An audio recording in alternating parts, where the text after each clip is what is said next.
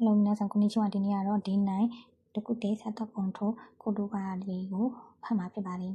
ဒီနိုင်ကိုတို့ပါလေးပေါ့နော်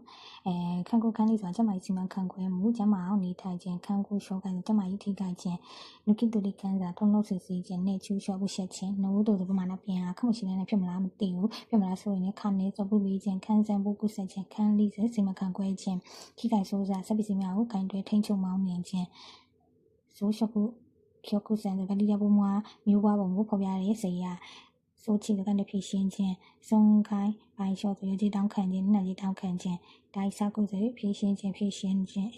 နီခိကိုင်စိုးစားစပစ်စီများကနေထိန်းချုပ်မောင်းနှင်ခြင်းခိကိုင်ရောရင်ဆိုပြီးရနေရဲ့တမဘီဘွဲ့အနေဖြစ်တဲ့အကြောင်းရင်းဆိုင်ရှူစိန်ပြီးဆုံးသွားပြီးမြောက်သွားတဲ့ထုတ်ကုန်ပစ္စည်းစကီတဲ့စကီတက်ချီတဲ့ရင်ထုတ်တဲ့ပစ္စည်းများကိုအရင်ထိမို့ခြင်းစကင်ဆိုပို့တက်ခြင်း